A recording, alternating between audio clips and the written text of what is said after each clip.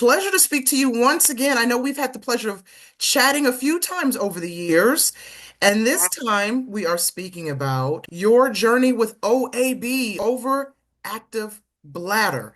You are Okay, so first of all, I want to say like 3 years ago, I noticed, maybe a little over 3 years, I noticed that I was having to go like all the time, the frequency and the leakage episodes and the urgency to go was something that was really different for me. And I noticed it when people would mention it, like my kids would be like, "Mom, you go to the movies, you going to the bathroom 6, 7 times in the movies." And I was like, oh my gosh, I am. Like, I didn't even really notice it until people around me started really bringing it to my attention.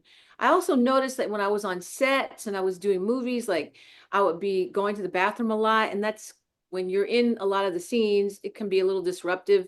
And I would hear them on the walkie-talkie talking about Holly is 10-1, which is, means the actress has gone to the bathroom. She's 10-1 again. She's 10-1. I was like, oh my God. And then they started calling, hey, 10-1. I know you're not calling me 10-1. We're not doing that. That's not the nickname I want. And so it's interesting because all these sort of things started coming together like a perfect storm. Traveling, I like a window seat. I didn't get window seats anymore because I didn't want to step over anybody to go to the bathroom. And it was really a hindrance to my lifestyle. I'm a I am out there doing things, and I do not want, didn't want this kind of disruption. So I just was casually talking about it with girlfriends, and they're like, every time we're together, you're up going to the bed. Like, you might want to go see somebody about that. And you know how girlfriends are. It's a safe space. You can have conversations with them to talk about what's going on with you. But I honestly was just kind of white knuckling my way through it for over a year because I thought it was just, okay, well, you're not getting any younger. You're going through menopause. It's kicking your butt. This is just the natural order of things. So it wasn't until I finally went and talked to a doctor that I got the diagnosis of OAB. And it was like, oh, and then there was an option to treat it.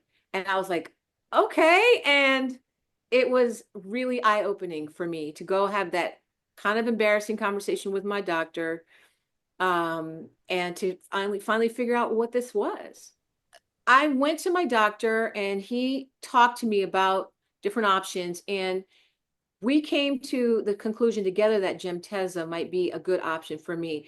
He was super honest with me about side effects. There could be some serious side effects like urinary retention, allergic reaction, with swelling of the lips, face, more common side effects like headache, UTI, sore throat, runny nose, diarrhea, nausea.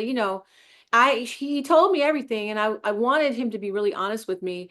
And then my doctor and I decided that Gym Tesla would be a good fit for me. And I've noticed an improvement in my OAB symptoms. And, OAB is a chronic condition, meaning that the treatment can improve your symptoms, but they don't eliminate them. So it's important to talk honestly with your doctor about treatment outcomes and goals. And after my conversation with my doctor, and learning about Gym Tesla is now part of my everyday life. And it has been for years now. And so I really, speaking on it, I feel very confident about what the results have been like for me, and just wanting to urge and help other people go to the doctor, have their own conversations about what might be right for them. Speaking of conversations, many people feel embarrassed to discuss conditions like OAB.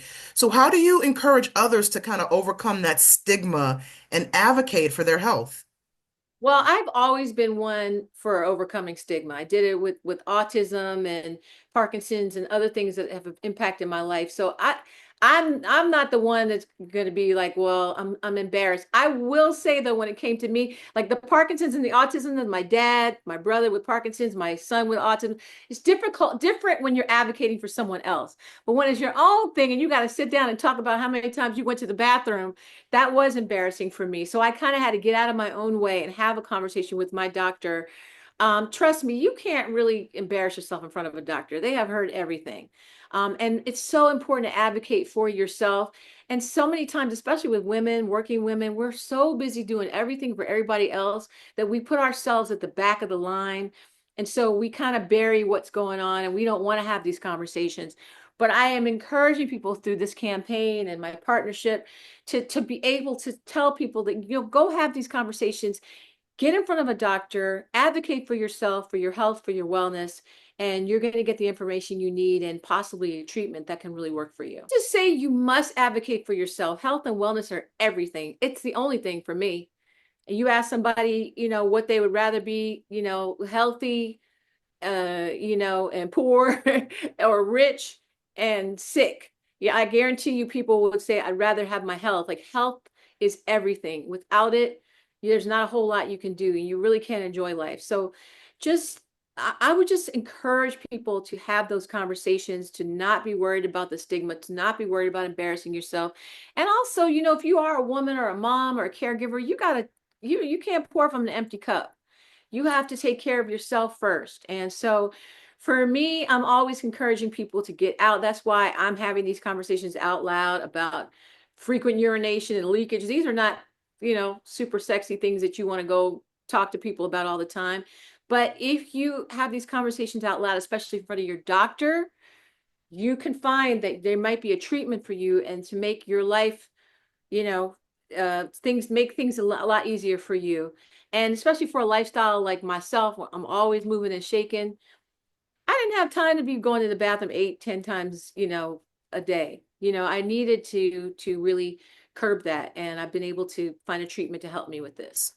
Timetogo.com is such a helpful resource. Um, you can find out more about OAB. You can find out more about Gymteza. You can meet Gymteza go-getters. We are a community of people who used to have to go all the time, and we talk about it openly. And so it's a really great website where you have all kinds of information to help you find out more about what OAB is and try to help you find out if Gymteza is the right treatment for you. It's a tremendously helpful resource. And it's something that, didn't exist back in the day when I was dealing with this, really chronically. And I love that I'm a part of the process, that I'm, been able to be a spokesperson to kind of go along this journey with the brand and to see people getting the help that they But need. I mean, outside of raising awareness about OAB, you have projects like Queensport Season 2 and the Proud Family. I mean, Well, the Proud Family, is one of the things I'm most proud of because when the creators of the Proud Family came to me and asked me to be part of it, they had an autism storyline and they wanted me to voice the doctor to diagnose BB with autism. And when I tell you it was one of the most cathartic jobs I've ever had, because when we got our diagnosis in 2000, I'm not going to say her name, but that doctor she did not have a great bedside manner and she didn't give us a lot of hope.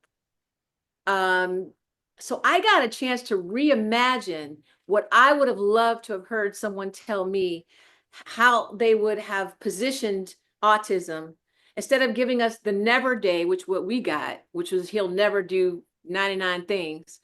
It was like, these are the possibilities for your son.